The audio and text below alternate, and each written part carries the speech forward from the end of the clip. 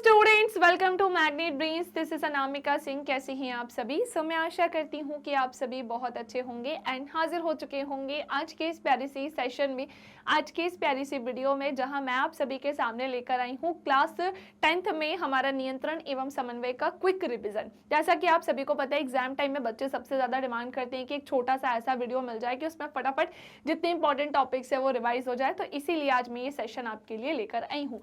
सो इसे एंड तक जरूर देखिएगा। नियंत्रण एवं समन्वय की अब हम करते हैं शुरुआत। भाई इस चैप्टर को पढ़ें और हम यहाँ पर एनिमल्स नर्व सिस्टम या फिर हमारे नर्वस सिस्टम के बारे में ना जाने, ऐसा तो हो ही नहीं सकता है। इसके लिए सबसे ज्यादा इंपॉर्टेंट होता है क्या? ये डायग्राम। मैम ये डायग्राम किस चीज के बारे में बताता है? सो बेटा बहुत ही ध्यान से सुनिएगा। ये हमारे नर्व सेल का डायग्राम है। किसका डायग्राम है बच्चे ये? सो ये हमारे नर्व सेल का डायग्राम है। हिंदी में जिसे हम क्या कहते हैं? सो हिंदी में ये कहलाती है हमारी तंत्रिका कोशिका। क्या कहते हैं बच्चे हम इसे? सो हिंदी में ये क्या कहलाती है? तंत्रिका कोशिका कहलाती है, जो कि ह्यूमन बॉडी की क्या होती है बेटा? लॉन्गेस्ट सेल होती है। मानव शरीर की सबसे लंबी कोशिका होती है। क्लियर? पूरे बॉडी में सर से लेके पैर तक पूरे बॉडी में ऐसे बिखरी हुई सी, फैली हुई सी, मतलब ये पूरा का पूरा हमारे शरीर में नर्वस सिस्टम ही पाया जाता है, जिसे हम तंत्रिका तंत्र कहते हैं। और ये किससे मिलकर बना होता है? तंत्रिका कोशिकाओं से। आपके पेपर में तंत्रिका कोशिका का प्रॉपर डायग्राम पूछा जाता है, तो आपको हर एक भाग की नीमिंग जो है वो बहुत अच्छे से पता होनी चाहिए कि कौन सी चीज क्या होती है। फॉर एग्जाम्पल, अब अगर आप यहाँ इस सेक्शन को देख पा रहे होंगे जो निकले हुए हैं बेटा, इसे हम क्या बोलते हैं? सो ये कहलाती है क्या बेटा? इसे हम द्रुमिका कहते हैं। क्या कहते हैं? डेंड्रॉइड्स, जो कि हिंदी में द्रुमिका कहलाती है। सबसे सेंटर वाले सेक्शन को न्यूक्लियस यानी कि बच्चे हम क्या कहते हैं? केंद्रक कहते हैं, है ना। एक्सोन वाला सेक्शन हमारा होता है जो कि क्या कहलाता है? इसे हम तंत्रिकाक्ष बोलते हैं, ठीक है, या हम ऐसा लिख देते हैं अक्षतंतु, ठीक है। ये हमारा क्या हो जाएगा? अक्षतंतु होगा। ओके नाउ, इसके अलावा सेल बॉडी जिसे हिंदी में हम क्या कहते हैं बच्चे? कोशिका काय कहते हैं। कोशिका काय कहते हैं। और नेक्स्ट आइएगा इसी के साथ साथ सबसे लास्ट में एक्सॉन का टर्मिनल होता है, यानी कि भैया इसका सबसे लास्ट वाला सेक्शन होता है जिसकी सहायता से बच्चे एक न्यूरॉन दूसरे न्यूरॉन से आपस में कनेक्ट होता है। और इसी के बीच में क्या पाया जाता है? किसकी सहायता से ये लोग जुड़े होते हैं? सिनेप्स की सहायता से जुड़े होते हैं। सो इस डायग्राम को आपको ध्यान रखना है। इसके जितने महत्वपूर्ण भाग थे वो सारे ही भाग मैंने आपको बता दिए। ये बनाना आना चाहिए, पेपर में पूछा जाता है। नाउ नेक्स्ट आते हैं अब हम किसकी तरफ? ह्यूमन ब्रेन की तरफ, जिसे हम हिंदी में ऑब्वियसली मानव मस्तिष्क कहते हैं। बच्चे ध्यान से सुनिएगा।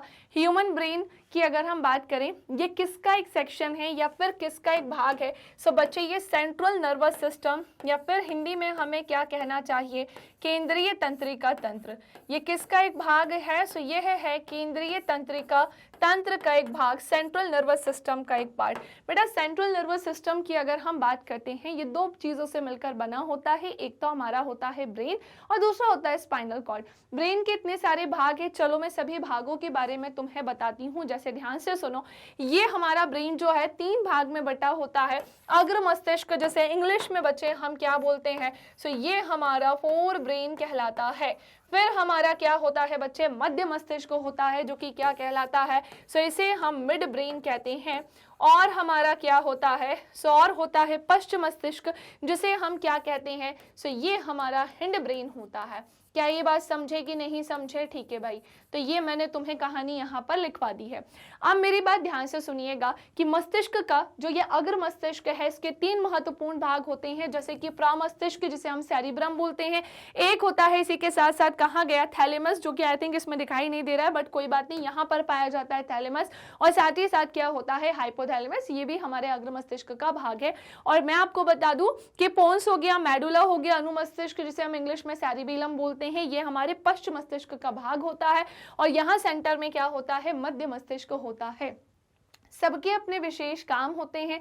जैसे हमारे मस्तिष्क का सबसे बड़ा और सबसे विकसित भाग कौन सा होता है? सो बेटा वो अग्र मस्तिष्क होता है। अग्र मस्तिष्क का भी कौन सा भाग होता है बच्चे? वो प्रमस्तिष्क होता है। जहां पर भी अगर बात आती है दिमाग लगाने की, जैसे कि मान लो थिंकिंग यानी सोचने की बात आती है, मेमोरी यानी कि स्मरण की बात आती है, रीजनिंग हो गया, कैलकुलेशन, ये सबका सेंटर यानी कि केंद्र क्या होता है बच्चे? सो वो होता है सेरिब्रम, यानी कि क्या होता है? हमारा प्रमस्तिष्क होता है। इसी के साथ मैम थैलेमस का क्या काम होता है? सो ध्यान से सुनिएगा, थैलेमस कई सारी चीजों को करता है बच्चे कंट्रोल। जैसे कि किन किन चीजों पर कंट्रोल रहता है, इसका नियंत्रण रहता है? जैसे ठंडा हो गया, गर्म हो गया, फिजिकल पेन, शारीरिक चोट हो गई, या फिर बेटा अननोन टच, इन सभी चीजों को कंट्रोल करने का काम कौन करता है? थैलेमस। फिर ये हाइपोथैलेमस भूख, प्यास, लव वाली फीलिंग, हेट वाली फीलिंग, उदासी यानी सैडनेस, इसी के साथ साथ शरीर का तापमान हो गया, सोने जगने का चक्र, इन सभी को नियंत्रित करने का काम हाइपोथैलेमस करता है। हमारे ब्रेन में यहाँ पर एक ग्लैंड पाई जाती है, पिट्यूटरी ग्लैंड, जो कि मास्टर ग्लैंड कहलाती है। इसी के साथ नेक्स्ट आइएगा मिड ब्रेन। बेटा ये हमारी हियरिंग पावर, सुनने की शक्ति और देखने की शक्ति, इन दोनों पर ही क्या करता है? नियंत्रण यानी कि कंट्रोल करने का काम करता है। इसी के साथ मैं आपको बताना चाहती हूँ कि आते हैं पोन्स। भाई जो पोन्स है ना, ये भी कई सारी चीजों पर नियंत्रण करता है, जैसे फेशियल एक्सप्रेशन हो गए, रेस्पिरेशन हो गया, है ना, इन सभी चीजों पर, यूरिनरी ब्लैडर, सबको कंट्रोल करने का काम करता है। मेडुला हमारी हिचकी हो गई, हमारा सिर दर्द हो गया, वॉमिटिंग हो गई, हमारी हार्ट बीट हो गई, ये सारी चीज़ों को कंट्रोल करता है।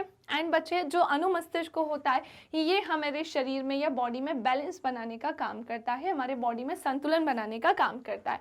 सो मैंने आपको यहाँ पर सभी के क्या बता दिए, फटाफट से वर्क बता दिए हैं। नाउ नेक्स्ट आते हैं, अच्छा सबसे लास्ट में ये हमारा क्या है? मेरुरज्जु यानी कि स्पाइनल कॉर्ड। सो स्पाइनल कॉर्ड की अगर मैं बात करूँ, ये रिफ्लेक्स सेक्शन यानी प्रतिवर्ती क्रिया को नियंत्रित करता है। चलिए नेक्स्ट आते हैं अब हम अनुवर्तनी गतियों के प्रकार। आपके पेपर में बहुत ज्यादा पूछे जाते हैं, तो ये निम्न प्रकार के होते हैं, सारे तो नहीं लेकिन सारे इंपॉर्टेंट जरूर बता देती हूँ। जैसे प्रकाशानुवर्तनी गतियां, बच्चे ध्यान से सुनो, आपके सामने एक इमेज आपको यहाँ दिखाई दे रही होगी, जिसमें आप देखोगे कि मान लेते हैं कि एक लकड़ी का बॉक्स है, जिसमें क्या है? गमला है। आप देख रहे हो कि ये जो पौधा वृद्धि कर रहा है वो कहाँ की तरफ कर रहा है? जहां से उसको लाइट मिल रही है, सनलाइट। यहाँ पे तो ये लाइट है, हम बोले तो यहाँ पर सनलाइट जहां से इसको मिलेगी वहां की तरफ क्या होगा? वृद्धि करना स्टार्ट कर जाएगा। ओके, और आप देखो ये उसी स्थान से वृद्धि कर रहा है जहां से इसे क्या मिल रही है? मान लेते हैं कि यहाँ पर क्या है भैया? सूरज चाचा है, और उन्हीं की लाइट जो है इसे मिल रही है, तो उसी दिशा में ये क्या करेगा? वृद्धि करना शुरू करता है। इस बात का ध्यान रखना। दो तरीके से वृद्धि होती है, ऊपर वाले सिस्टम को, ऊपर वाले सेक्शन को प्ररोह कहते हैं, और नीचे वाले सेक्शन को जड़ तंत्र कहते हैं। प्ररोह तंत्र जो है वो धनात्मक वृद्धि करता है ऊपर के साइड, और जो जड़ तंत्र है वो ऋणात्मक वृद्धि करता है नीचे के साइड। ठीक है। तो पादप की वृद्धि की गति की दिशा पर प्रकाश का प्रभावी प्रकाशानुवर्तन कहलाता है। प्रकाशानुवर्तनी गति में मुख्य स्तंभ प्रकाश उद्दीपन के कारण प्रकाश की दिशा की ओर मुड़ जाता है, इसे धनात्मक प्रकाशानुवर्तन कहते हैं। परंतु मूल एवं मूलाभास प्रकाश उद्दीपन की दिशा की विपरीत मुड़ता, और इसे हम ऋणात्मक प्रकाशानुवर्तन कहते हैं। इसका बेस्ट एग्जांपल सूरजमुखी के पुष्प एवं नेप्टूनिया ओलेरेसिया की पत्तियां इसका बेस्ट एग्जांपल है। नेक्स्ट आते हैं गुरुत्वानुवर्तनी गतियों की तरफ। बेटा ध्यान से सुनिएगा, यहाँ पर अब जो ग्रेविटेशन वर्क करता है कहाँ करता है? नीचे की तरफ ही करता है। अब फॉर एग्जाम्पल मैं किसी पेन को छोड़ू या स्टाइलस को छोड़ू, भाई धरती इसे अपनी तरफ अट्रैक्ट आकर्षित करेगी। कारण क्या होता है? ग्रेविटेशन, गुरुत्वाकर्षण होता है। इसी के साथ मैं आपको बताना चाहती हूँ कि अब जैसे ये गमला है, ठीक है ना, आप देखो कि पौधा ऐसे वृद्धि कर रहा है, लेकिन ये जो जड़ें हैं इसके बाहर इस तरह से वृद्धि करना शुरू कर रही हैं, तो यहाँ पर ग्रेविटेशन लग रहा है। तो पादप की वृद्धि की गति की दिशा पर गुरुत्वानुकर्षण का प्रभाव गुरुत्वानुवर्तन कहलाता है। ग्रेविटेशन नीचे की तरफ लगता है। अब यहाँ उल्टा होगा, ये पॉजिटिवली ग्रो करेगा और ऊपर वाला सेक्शन नेगेटिवली ग्रो करेगा। यहाँ ऐसा चलता है। पहली बात तो ये जो शब्द है ना गुरुत्वानुवर्तन, ये फ्रैंक नाम के साइंटिस्ट ने दिया था 1868 में, और गुरुत्वानुवर्तनी गतियां जो है गुरुत्वाकर्षण बल के प्रति अनुक्रिया के फलस्वरूप होती हैं। ओके, चलिए नेक्स्ट आते हैं। इसी के साथ साथ भाई कुछ प्लांट्स हार्मोन और उनके काम सुन लीजिएगा। जैसे ऑक्सिन हार्मोन, इसकी जो खोज है भैया वो वेंट नाम के साइंटिस्ट ने की। इसी के साथ साथ ये जड़ या तने के वृद्धि शीर्ष विभ्योतकों से स्रावित कार्बनिक पदार्थ होते हैं, जो मेनली कोशिकाओं में दीर्घीकरण यानी एलोंगेशन को प्रेरित करने का काम करते हैं। पादपों में प्रकाशानुवर्तन गतियां ऑक्सिन के कारण ही होती हैं, जो कि प्लांट का एक हार्मोन ही होता है, और ऑक्सिन की सांद्रता कम हो जाने पर विल्गन परत बन जाने से पत्तियां पूरी फूल व जो फल है वो गिरने या झड़ने लग जाते हैं। इसी के साथ एक और हार्मोन होता है बच्चे जिसे हम क्या बोलते हैं, साइटोकाइनिन हार्मोन बोलते हैं। ये जो हार्मोन है अगेन सेम थिंग बच्चे, ये प्लांट हार्मोन होता है ना, जो कि प्लांट्स में ही पाया जाता है, एनिमल्स में नहीं पाया जाता है। मिलर तथा उनके सहयोगियों ने इसे सबसे पहले खमीर और पपून के डीएनए, जो कि क्या होता है बेटा, एक आनुवंशिक पदार्थ होता है जिसका फुल फॉर्म डीऑक्सीराइबोन्यूक्लिक एसिड होता है, सो इससे प्राप्त किया और साइटोकाइनिन ऑक्सिन के साथ मिलकर कोशिका विभाजन को प्रेरित करता है। साइटोकाइनिन के कारण शीर्षस्थ कलिका की उपस्थिति में भी पार्श्व कलिकाएं वृद्धि कर पाती हैं। इसी के साथ नेक्स्ट आइएगा एब्सिसिक एसिड के तरफ, जो कि एबीए के नाम से भी जाना जाता है। कॉर्स एवं एडिकोट नाम के साइंटिस्ट ने ही इसे कपास के पादपों की कलियों से अलग किया था और एब्सिसिक अम्ल पत्तियों में विलगन तथा जीर्णता उत्पन्न करता है, अर्थात इसके छिड़काव से पत्तियां जो है वो शीघ्र ही झड़ना स्टार्ट कर जाती हैं। एब्सिसिक अम्ल अनुकूल परिस्थितियां न मिलने तक भ्रूण की वृद्धि को सुषुप्तावस्था में ही रोके रखने का काम करता है। नाउ नेक्स्ट आते हैं जिब्रेलिन हार्मोन। जिब्रेलिन हार्मोन की जो खोज है वो सबसे पहले जापानी वैज्ञानिक कुरोसावा ने की थी और कब की थी, 1926 में की थी। ये कमजोर अम्लीय हार्मोन होता है और ये हार्मोन्स बच्चे आनुवंशिक बौने पौधे के एलोंगेशन में सहायक होते हैं। जिब्रेलिन द्वारा टमाटर हो गया, सेब हो गया, नाशपाती हो गया तथा गुठली युक्त फलों में अनिषेक फलन ऑक्सीन की अपेक्षा अधिक सुलभता से किया जा सकता है। और इसी के साथ एक और आते हैं जलानुवर्तनी गतियों की तरफ। वे गतियां तो जल के उद्दीपन के कारण उत्पन्न होती हैं, जलानुवर्तनी गतियां होती हैं। इस प्रकार की गतियों का सबसे पहले प्रदर्शन जोहानसन नाम के साइंटिस्ट ने 1829 में किया था। जल की दिशा की ओर गति करती है, इसलिए धनात्मक जलानुवर्तन कहलाता है या फिर होता है।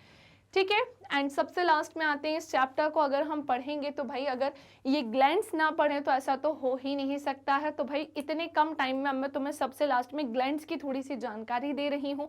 हमारे शरीर में भाई ह्यूमंस के बॉडी की बात करें तो पूरा का पूरा एक क्या पाया जाता है, एंडोक्राइन सिस्टम ही पाया जाता है, जिसे हम हिंदी में अंतःस्रावी तंत्र ही बोलते हैं।